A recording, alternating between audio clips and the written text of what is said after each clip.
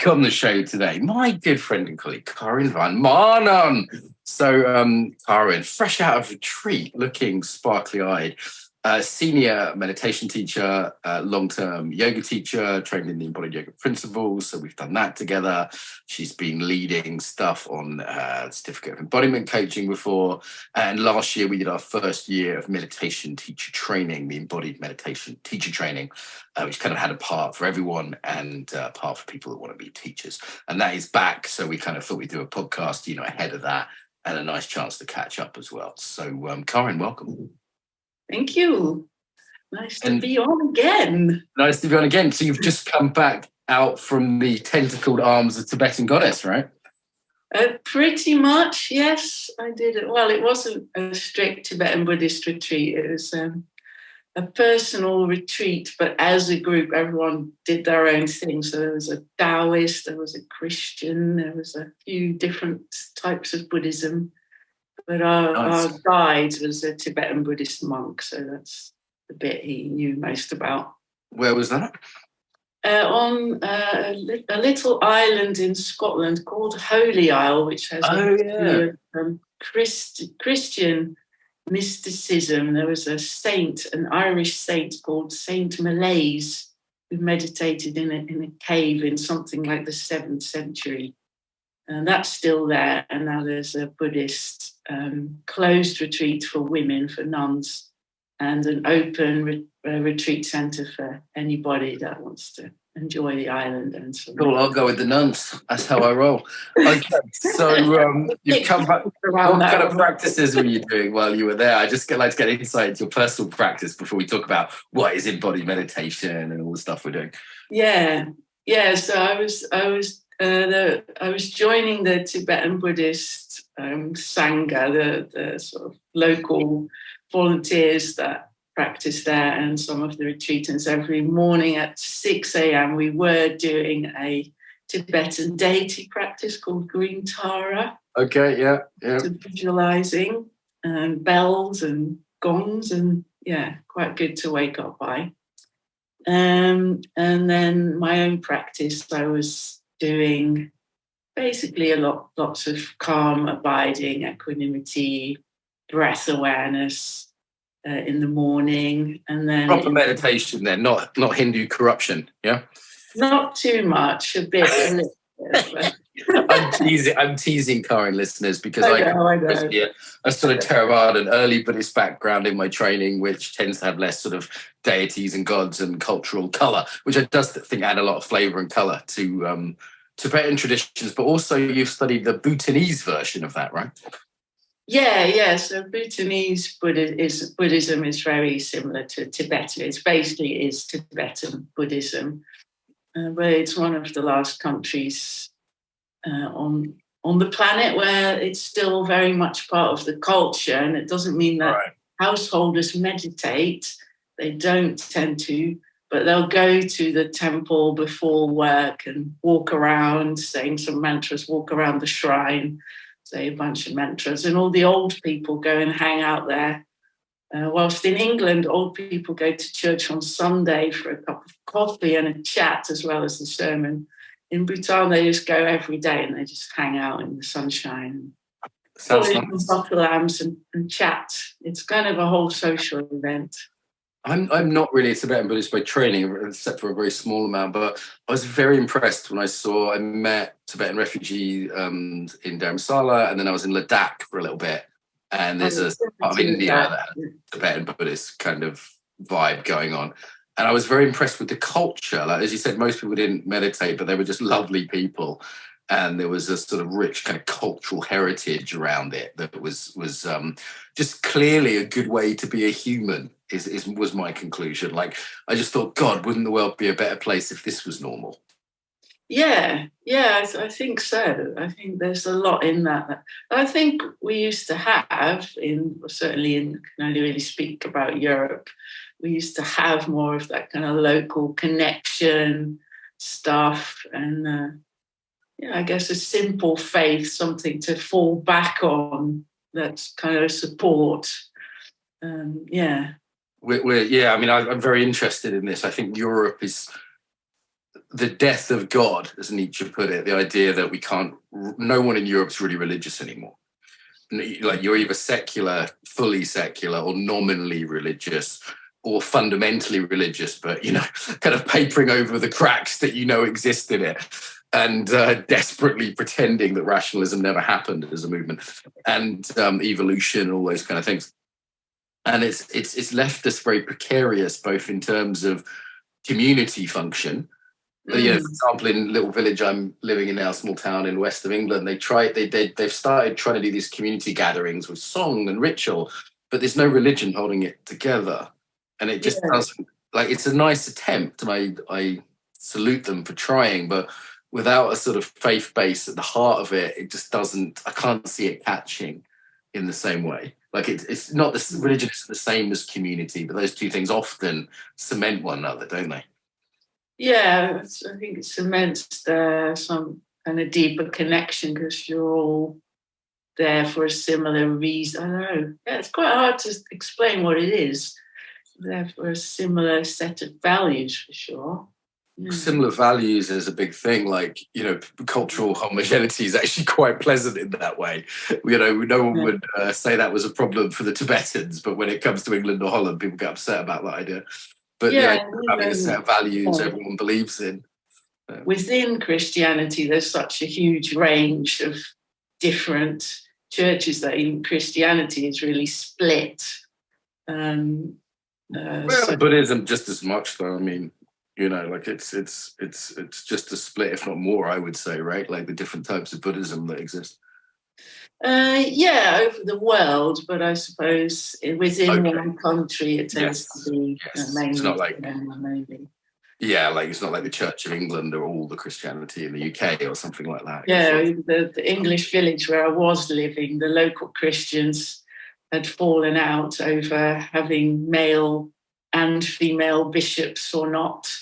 So really, the two sects? About that. Tiny village, at least half the village wouldn't go to the village church because of that issue. Oh, really? Wow. They should have hermaphrodite Tibetan deities. That's the clear solution to that problem. Non-binary bishops. Non-binary Tibetan gods.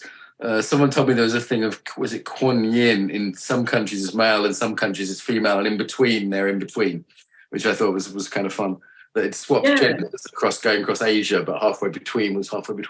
But I guess the other one from a values point of view is, again, we're in Western civilization, where we're left with this problem of what underpins our values. And it's, in America, they kind of have like a state religion. America is a religion, and the flag, USA, because we had World War II in Europe, we sort of gave up on whole nationalism as a religion. It didn't work out very well here. So we don't really have nationalism. and the substitute religions are like football and social justice and consumerism, narcissism, nihilism, and consumerism, sort of hedonism. But materialist, sort of hedonistic materialism doesn't quite cut it for the human condition. Do you know what I mean? It's not really, I've had money and blowjobs and a little bit of fame, and those things are great. But when you're facing the existential crisis of death and war, or your baby's died or your mum's died, none of those things really cut it. Whereas I think Islam and Buddhism do. Do you know what I mean? They give people something of meaning which is significant to them, and not significant enough to face the just series of insults that is life. Yes, and I think from my own experience, hedonism was great when I was a student, and tried that. And 10 years later, the hangovers get that much worse. And the equation changes, doesn't it? Yeah, it's just when you have children, you can't go clubbing every weekend, and it does create a bond between people doing that sort of thing, but it's not very sustainable. No, I've pursued that one as far as it will go, and I've pursued hedonism as far as it will go. I've pursued money as far as it will go. Drugs, sex, most of the sort of things people drug, sex, money, right? Like most of the things people would recommend. I've really tried that experiment properly. You know, I've run the numbers on that bad boy, you know? I'm just left going, okay, if that one doesn't quite work. Yeah. You know, like, because most people, I think, never really, like, if you, to sort of go back to our Buddhist topic, you know, the mythological early life of the Buddha is that he had those needs met, right? Like he had money, he had power, he had consorts sucking his, you know, like he had it all sorted. And like then he goes, well, this isn't quite. And then he also was confronted by life. And again, in this sort of archetypal story, it's like he goes for a walk and he sees age-old disease and death. You know, I'm noticing the liver spots on my hand for the first time in my life. Yeah. Ukraine was a death meditation. Right? And disease, you know, I had a cough that just wouldn't go away this year. And I was humbled by it. You know, I was like, wow, I'm not going to be strong forever. You know, I can barely walk up a hill for like 2 months. You've had some illness as well, right? Like, and these things are humbling and they leave you going, well, given those things, what is there? Yeah. And I think in terms of death meditation, I've done quite a lot of that, but there's nothing like actually being ill with something that, like, I've got a heart issue after COVID that, you know, it's not going to kill me. It's quite mild, or not yet anyway. But it's a crucial element of the body, the heart, the lungs. If there's something right, heart and lungs is different for your brain, which a lot of people have had with COVID. That's much more of a death meditation, as well as obviously going to a war zone or knowing people that. I had a small heart attack in a war zone. I thought I'd take it up a notch. Just to make sure that it was edgy enough, you know. We've done a fair few death meditations with people, and for people that are not so hardcore, that is a really good intro to that kind of existential reflection, right? Like I've seen you lead quite a few with our groups. Yeah, I think they're really, really good, and doing it more as a regular thing as well. I was sort of reading a lot about that on my retreat because the teacher there, I was talking to him about being ill, and he's saying, it's a great lesson in impermanence, and really, really contemplate that in these few weeks and think about, like, every time you do something, it could be the last one, but this particular conversation, for example, we won't have again. Not exactly. It is the last one. Everything's the last one. Right? Yeah. I might see you again. Hopefully we hang out and but it's not a given, but it's definitely a given. It's definitely the case that we won't have this conversation again. Yeah. So if you approach like a conversation with your loved one like that, maybe you'll be a bit more interested when they come home from work. Right. You take things and people less for granted. But also, apparently, if you do this sort of quite systematically, maybe at the end of the day, reflect like this day as it was, these things I won't ever do again in the same way. Even, you know, if I live another 10 years, whatever, I won't have this day again.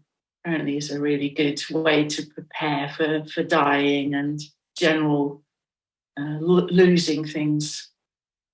So, something anybody can do. Yeah. I was imagining the clock ticking. It's like dead. Like dead.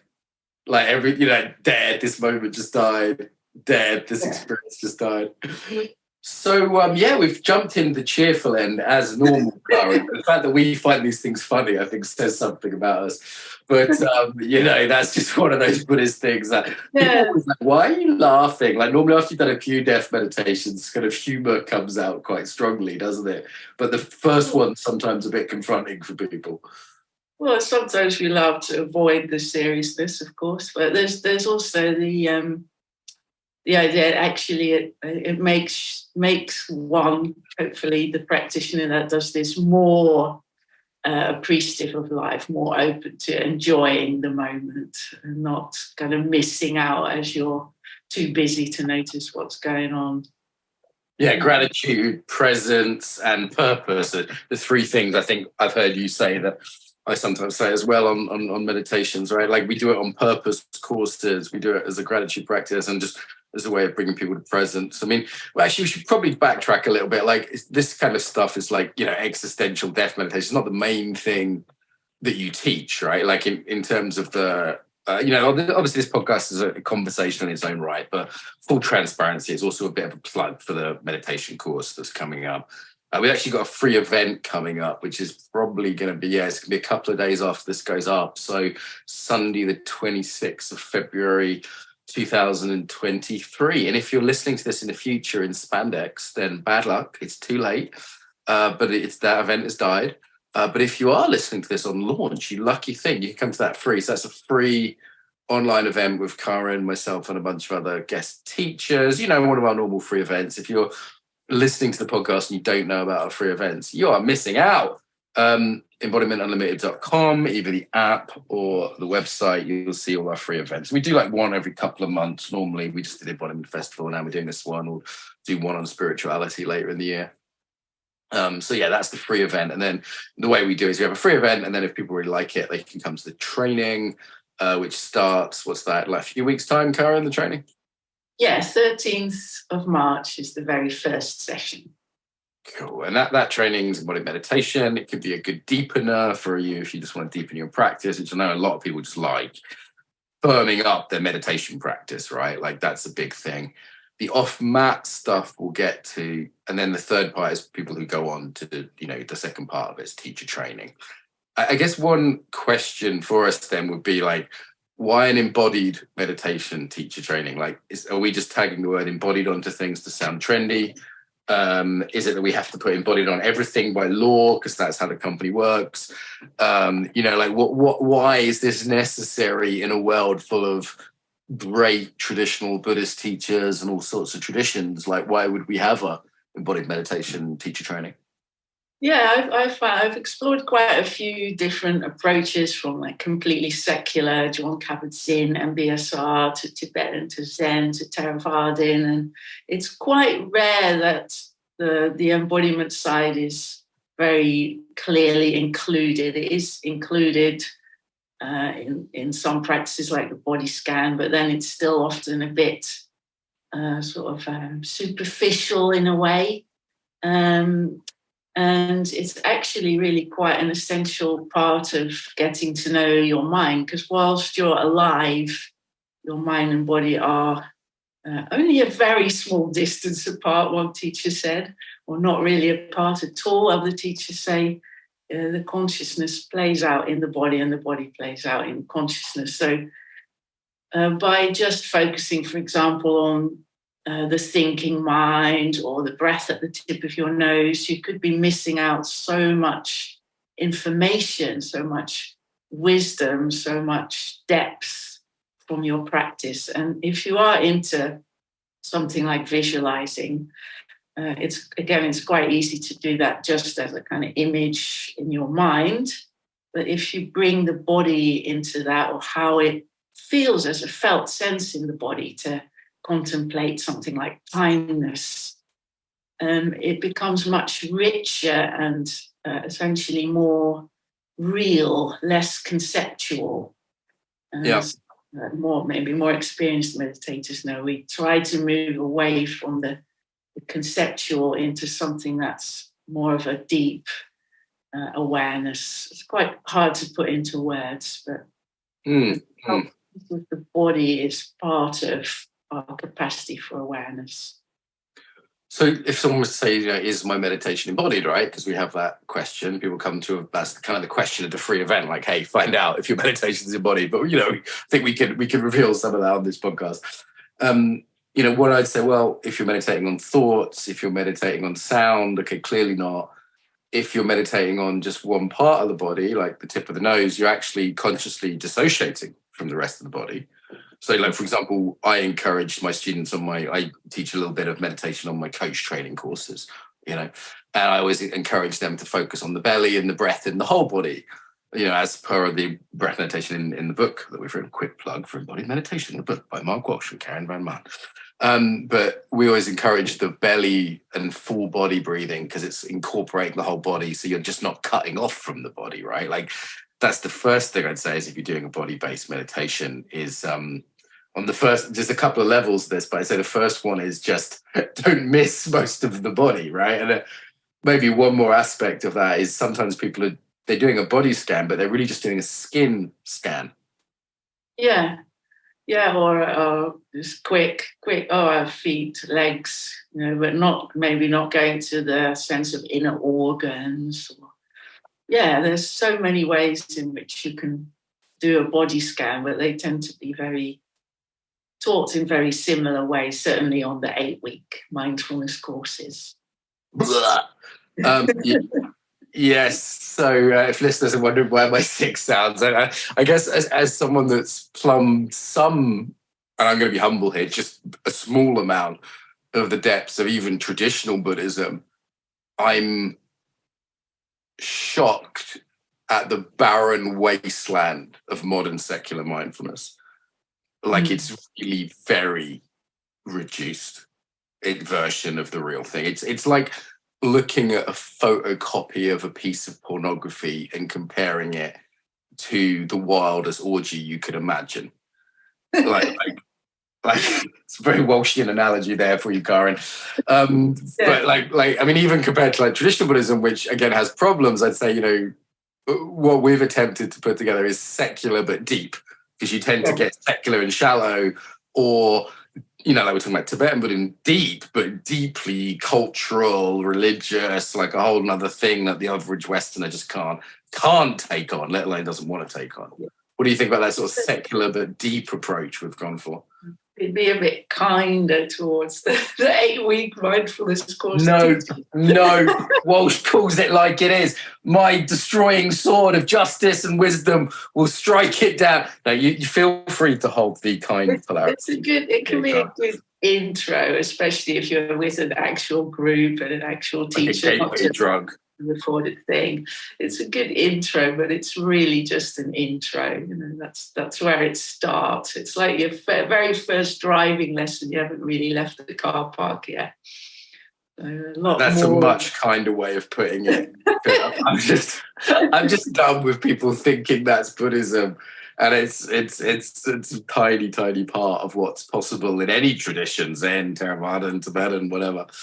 But secular but deep has been our sort of goal, hasn't it, to offer that? I think we're good at that as well, because we bring in things like trauma awareness. That's a biggie, because I know on the 8-week course the Buddhists going very deep, because it can sometimes bring up too much stuff than you can deal with your 8-week group. But we've got that covered really well in our courses, so we can take people maybe a bit further and, make sure they're okay. Okay enough. That's how we do it. I always sort of say, like, my graduates from TEP usually get a choice between the meditation course, which everyone can do, and the trauma course, which only the graduates can do from the coaching course. And I usually say, like, meditation, they say, well, which should I do? And I say, well, the trauma course is normally disruptive. The meditation is normally a nurturing, kind of stabilizing, resourcing kind of a course, which I think right now a lot of people could do with. That's not always the case, because people can explode and pop from, any kind of thing. Anything with depth can lead to disruption. However, it's generally pretty resourcing, right? Like, particularly with the metta practices, the way we do the body meditations is, in a world where people are exhausted and burnt out and tired, it's pretty resourcing. Yeah, definitely. And there's things come up from that are sometimes really useful to acknowledge, and it's not always easy. Simple kindness practice can be very moving for people, particularly self-kindness and self-compassion. But before that, we do lots of resourcing, and we've got all the trauma-sensitive stuff in there from David Levan, who teaches a guest session on the course as well. Love David, awesome. Yes, involved. It's longer than 8 weeks as well, but we definitely go a bit deeper, and it's probably a different approach. But as with all of our courses, the it's very applicable to other ways of meditating. So we're not going to tell you I have to meditate like this, but there'll be tools and techniques you can take to your Tibetan deity imagination or your yoga teachers who train with us, conscious dance teachers. I kind of feel like that's how I approach most of my students these days. It's like they're grown-ups. You know what I mean? Like they've done some stuff. And I've got to offer it to them like, hey, how does this fit with what you're doing? And yeah, they could be like, hey, I'm starting from scratch and I want to become a meditation teacher. But that's not typical now. Like more typical is like, hey, I've done a few years of Vipassana, or a few, you know, and I teach yoga, or, you know, that's more typical, isn't it? That we sort of treat people like grown-ups who can integrate things. Absolutely. Being a yoga teacher and yoga teacher trainer myself, I know on a lot of yoga teacher trainings, there's so much emphasis on teaching postures and anatomy that teaching meditation is a tiny part often of the teacher training and very insufficient. So again, that's a good reason. Yeah, yoga teachers can't teach meditation. They're rubbish at it. I've never once been in yoga. Yeah, yoga teachers are rubbish at teaching meditation. I'm going to be the mean one today. You get to be kindly, Auntie Karin, okay? Well, no, I agree with that. And no, you're meant to be the... There's too much just reading from a script. I saw that the other day, advertised scripts for mindfulness teaching. Oh, yeah. It was advertised on my Facebook. They were trying to sell me scripts to read out. They read scripts. Well, they don't have enough of a practice themselves, and that's something we always emphasize in embodiment. Like if you don't embody it yourself, it's the key thing, Karin, isn't it? Practice it yourself. Otherwise, the way you teach it is going to be shallow. I did my meditation this morning. I made sure I got a good solid half an hour in because I knew I was doing this interview. I knew you might bring up that point. I didn't want to be a hypocrite. So I got a solid half an hour in this morning. So, I've actually got good practice these days. 40 minutes with Daria every morning. That's the plan. It's going well. All right. So what is embodied meditation? So focusing on the body, obviously, the first part of that is just not ignoring most of the body. Literally, like not dissociating just to the tip of the nose or just focusing on the skin, going a bit deeper, like more of the body, more deeply, more of the time is kind of one of our things that we're developing, right? Like what is embodiment? Well, being aware of more of the body, more deeply, more of the time. But then even this kind of aware of the body thing, we question, don't we? Like, I've seen people do body scans like, oh yeah, there's my foot, there's my leg. And then it's like over there. There's that thing I'm aware of as an object, they even say. My body is an object rather than meditating as an embodied subject. Yeah. How do you explain that to people? Because I think this is one of the harder things that we teach to explain. Yeah. Well, you coined the phrase meditating as a body, which I really like, but it might not completely clarify it. It's basically this idea that we experience the present moment through the whole body or as a whole body. So even if you're listening to sounds as your meditation, you're not just experiencing it with your ears, but maybe you're noticing, oh, that sounds relaxing. My body kind of relaxes when that sound comes by, or I tense a bit when I hear this other one. There's a kind of listening with the whole body, or seeing with the whole body and sensing with the whole body.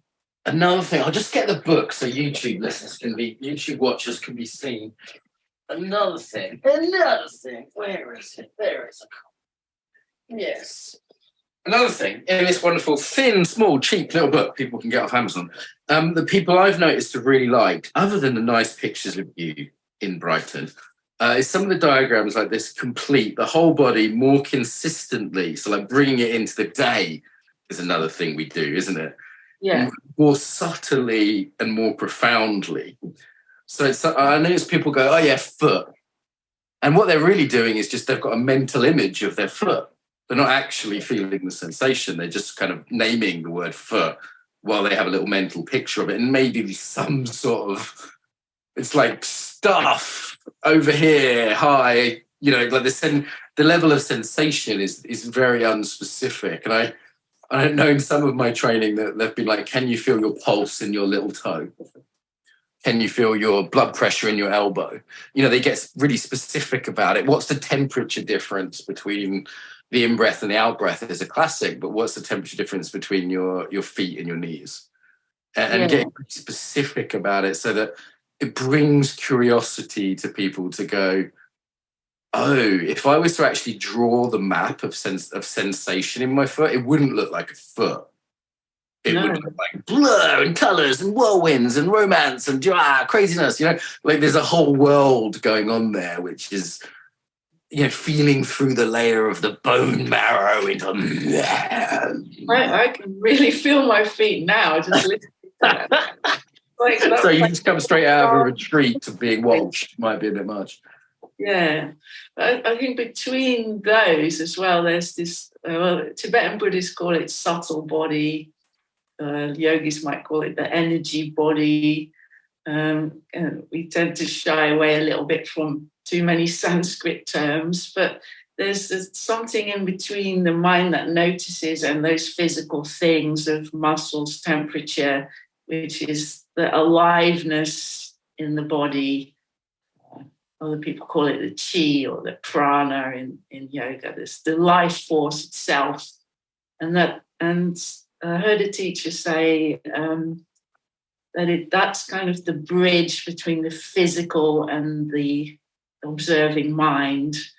And it's sometimes also called the emotional body, subtle body, emotional body. And that's often left out a bit in the kind of simpler mindfulness approaches. Like what's going on there? Can you ever feel any emotion in your toes? Or most people would be aware I could feel in my throat or my heart, belly maybe. But where else? Like this subtle body is the whole body, and even some people say it's beyond the skin as well. It's like a sort of aura around us. Yeah, I'm always slightly dubious to sort of assign non-scientific sort of magic concepts to sensation. This is the sort of, I think the pre-Renaissance Buddhist cultures, which is all of the Buddhist cultures, often made the jump from subjective to objective. So they made the jump from, because I can feel something that's a bit like champagne bubbles or electricity, therefore there is an objective kind of energy flowing through me. And I'd say that is a sort of primitive understanding, essentially. And I think separating out those two things is pretty helpful.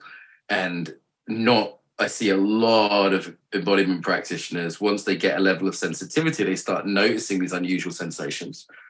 And at that point, the trap to thinking one has magic powers, I'd say that's a fairly big trap that a lot of people go down. And I've never seen anyone prove that they have magic powers. No, I haven't either. You know what I mean? It seems to be a very seductive thing. It's like, okay, I'm aware that you can feel sensations that are literally more subtle than you used to be able to. Yeah. And you may be aware of an emotional layer, which is slightly non-local, I think. I've come to the conclusion that the second foundation of mindfulness is less tied to location than the first, in the sense that it's sort of emotion has a sort of gestalt, emergent, non-local feel. So you can say, I feel it in my gut, but it's not quite right. Because what you can feel is the sensation that's the substrate of the emotional layer. Like it's like the first foundation, you can feel that because it always has that, right? Like anger always has tension, but it's more than just tension. There's a sort of emergent gestalt, which is a bit less limited to locale, but not as much as mind, right? Which is like if I were to say, where's the location of this? I'm thinking of a blue penguin right now. Like it's not correct to say it's in my head, right? It's non-local. It doesn't have a place. Yeah. Right? Yeah. So anyway, I've been thinking about that lately. Say a bit more about this being aware, like not separate from, like sometimes I talk about inhabiting the body, or another thing that's popular in this book. It's a really nice little book, actually. I haven't looked at it for a while before today. It's got all the techniques in there. People can't afford our course. This would be a good alternative. People like the frames, don't they? Like sometimes I give like frames like So what I realized was how people meditated was really important. So you can look at your body like you've just been shown a parking ticket.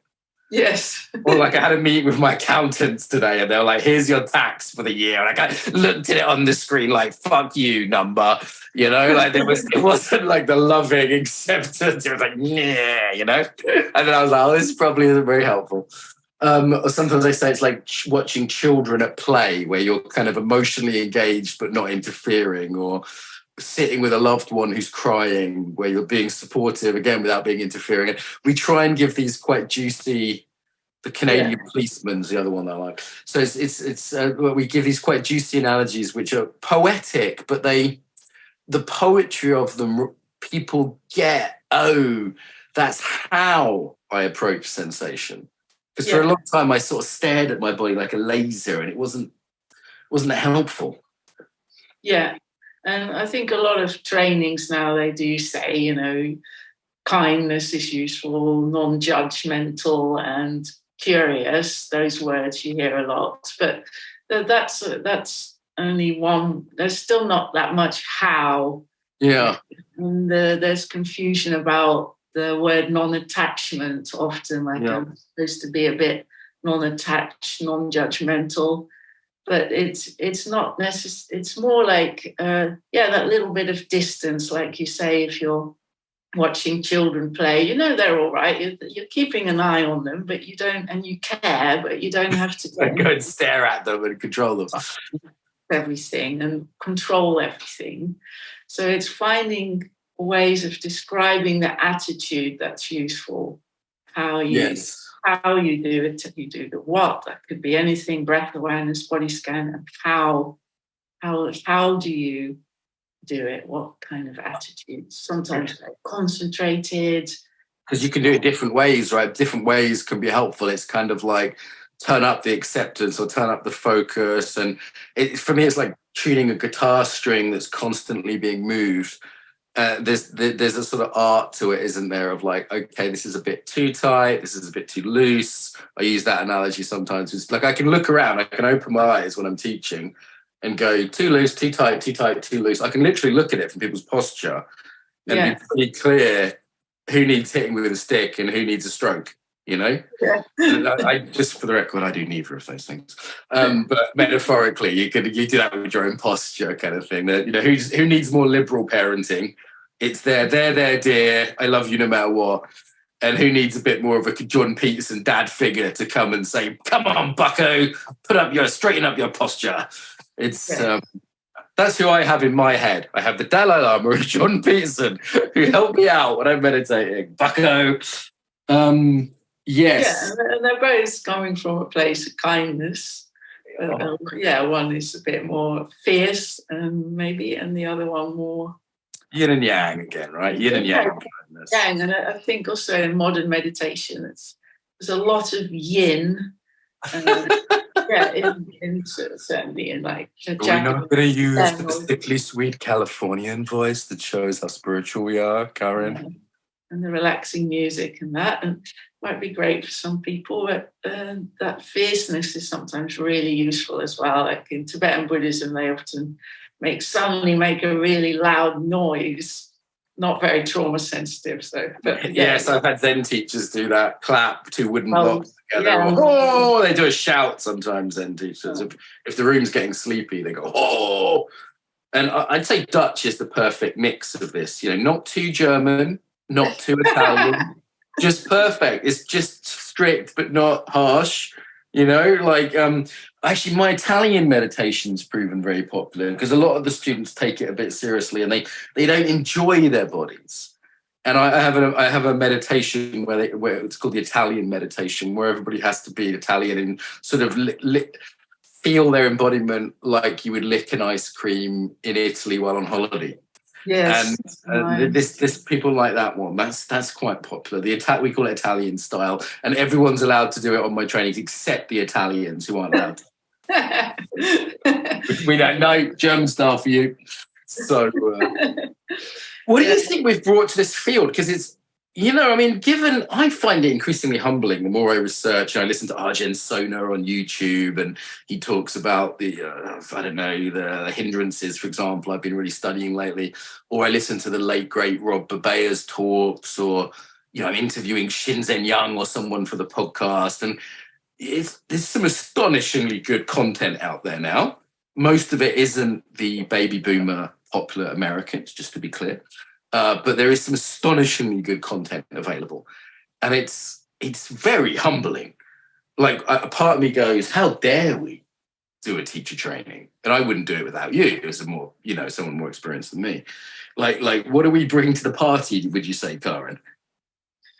Yeah, I think it's this clarity of how to do it in a more embodied way, not just saying, do it in an embodied way or using the word embodiment, but giving very clear ways of doing that are simple and applicable to other schools of meditating, but also to clarity.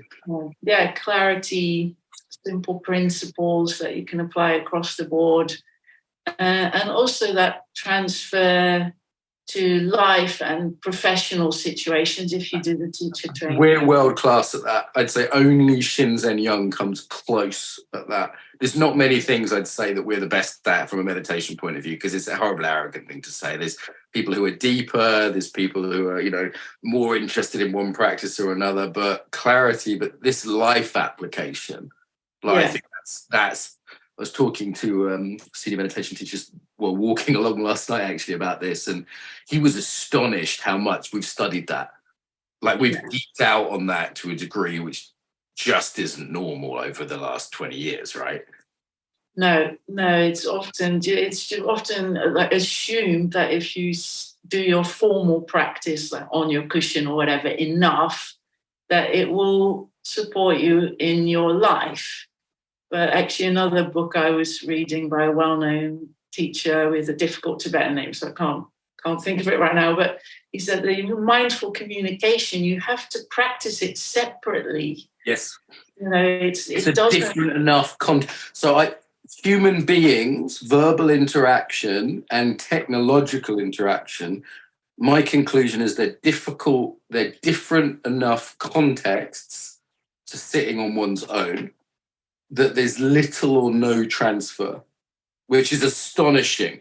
And I think maybe the monks got around this by meditating 4 hours a day and being in a community of other people who meditate 4 hours a day, so that when they came to have their monk discussion about what coffee to buy, which I'm sure is what they talked about at the time, maybe what herbal tea, they were already deep in presence and embodiment, and they didn't need to do an extra class on mindful communication. But even then, I'll give you an example of this, how I know transfer is rubbish, right? Like, I've seen people do a yoga class for 90 minutes or even a retreat for 9 days. And then as soon as silence breaks on the retreat, almost no crossover by the first lunch, the first meal, before that one where you have lunch and you talk before you go home. Or they do their 90 minutes of yoga and they pick up their phone and they answer their phone and it is gone. That mind, I can see, that I can hear. They're shouting at their kid, Like, that mindfulness is gone by the time they've walked down the stairs in the Brighton Buddhist Centre. Yeah. And I go, wow, what chance have we got on something like Facebook then, which is specifically designed to grab our attention away from ourselves? Like, it is a conspiracy. Yeah. Yeah, and I didn't know that myself. I think all that I got good at in terms of managing my emotions was suppression, actually.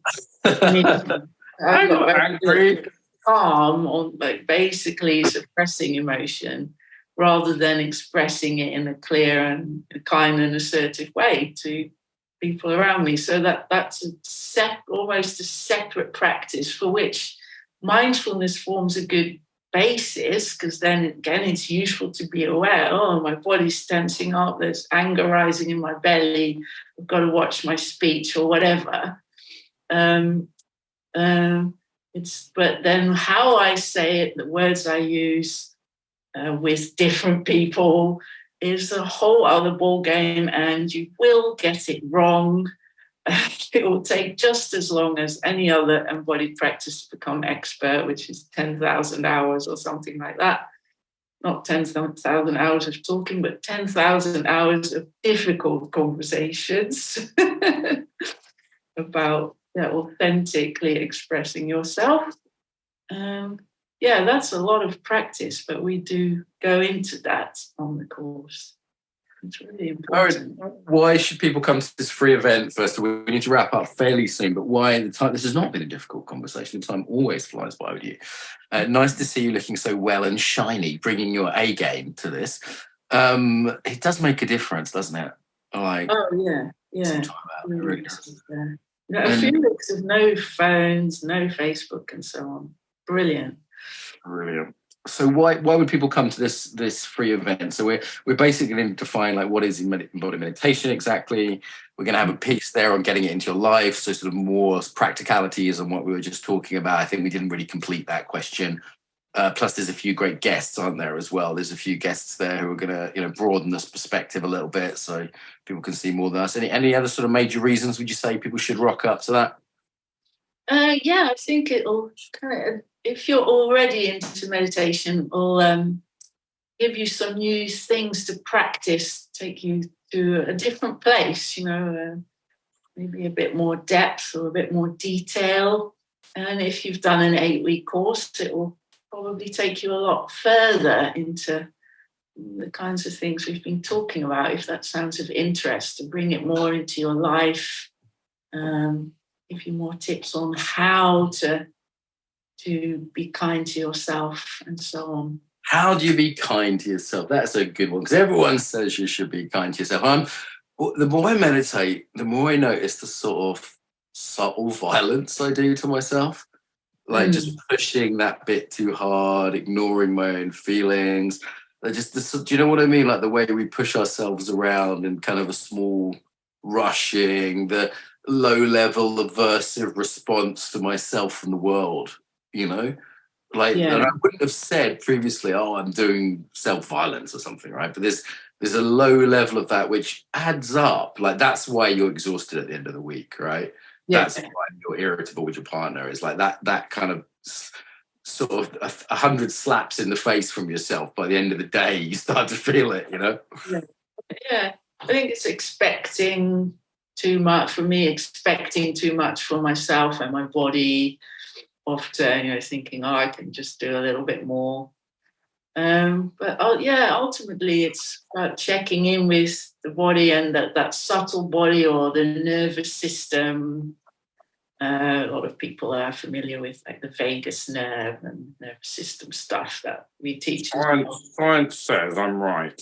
But there's no point having read the science of the vagus nerve if you're not actually tuned into how that feels, right? Because that's going to be like last week, for some reason, I was just really tired. I don't know why. I was getting a good night's sleep. I was doing all the right things.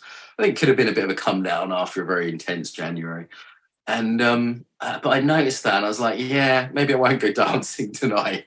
Maybe I won't do that extra class I was going to do online. And I just had to ease off. And it's not that I had some scientific knowledge. It was just I noticed how I was and went, and I didn't have a reason for it. It wasn't like I could have predicted it or I didn't have to justify it to myself. I just went, I'm a bit tired. I don't think I'm going to do that dance class on a Thursday night. I might think I sat in and watched a zombie series with Daria. I highly recommend The Last of Us. There are gay survivalists in episode 3. This is one of my new favourite things in the world. If you don't have any gay survivalists in your life, you should. And this is our Buddhist advice. Watch The Last of Us instead of meditating on a Thursday night. That is, I think it's that thing of learning to notice so you're not so disembodied that you don't notice until you're ill. Right. You collapse. Whatever. And then... finding your own, my Buddhist teacher calls it like finding your own inner speed limit in that moment or in any moment, like not pushing past that. I'm not allowed any speed anymore. That's my limit. Like 0 amphetamines allowed anymore, Karin. So that's my speed limit, 0 grams. Yes. Okay. So this has been good. I'm doing a session on the Monday called "Meditating as the World Burns," and I don't know what I'm going to teach on that session. I just thought it was a cool title. So I've got to think of something awesome between now and Monday. I think it's going to be about.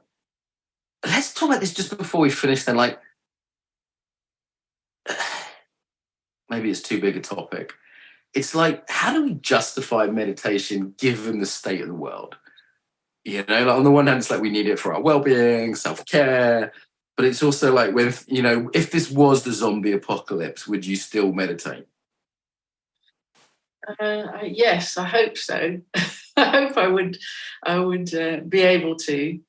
You never know once you're in fight, flight, what you're going to do. But I think it brings a sense of clarity to decisions we make, which could be very important. Do you run from zombies? Do you hide behind the fence? Once you're far enough away from the zombies, yeah. You know what? I'm going to do that session on the zombie apocalypse. That meditation as the world burns. I'm going to add to the title, mindfulness for. I love being in charge of my own business, Karin. I can do shit like that and no one can stop me. It's amazing. Zombie apocalypse meditation. Who's one of our co-trainers on this, another recent podcast, and she talked about when she was in Afghanistan with the police force.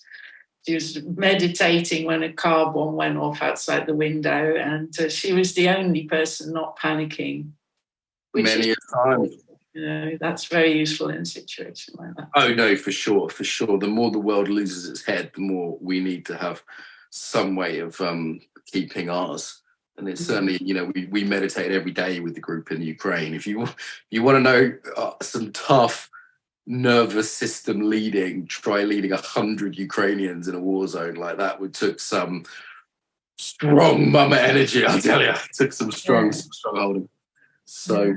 All right, so what is embodied meditation? I think we've cleared that up. People can go to embodimentunlimited.com to look at the free event if they're hearing this in time, or if they're in the future, enjoy the zombie apocalypse that you're probably now in. And you can, if Amazon hasn't been eaten by aliens or something, embodied meditation book I've been referring to, which is actually still really nice, clear, like this stuff at the end here. What's not embodied meditation? Bam, bam. Suggested context to transfer your embodied working to. Bam, bam. It's just like clear. So clear. Good Dutch style. It's a bit like the Haynes manual for fixing cars. Is that? Have you been hanging around Lee fixing cars again? Yes, that's my. I don't know what that manual is, but Lee doesn't need it. That's Karin's manual. That's Karin's manly husband. Every time anything breaks in my house, I'm like, I wish Lee was here. So you can tell him that. You can tell him that. I need in Italy. I'm going to learn to fish soon. I've decided. Come round. I'll meditate with Darian. Come visit. Me and Lee can fix shelves. Okay. We're just fucking rambling now. Right. Let's leave it there. Good session. Nice to talk to you. See you soon at the event. Thank you. Mark Walsh here. If you like that, you'll probably like embodimentunlimited.com and our app. So on both of these things, you can get a bunch of podcasts that aren't available here, some exclusive ones with some big names, some people you'll probably recognize that are over there. There's a copy of my book, PDF, my first book on embodiment, which seems to people like. I sold quite a few copies on Amazon, but there's a free copy there. What else is there? Loads of videos of me coaching embodiment, resources on trauma, on meditation, on yoga. And you can also chat to people without going on Facebook or any of that nonsense. So if you want to chat embodiment with people, that's there. And it's on the embodimentunlimited.com, all free, and the app available at the App Store and all that good stuff. So if you like this, do check those out.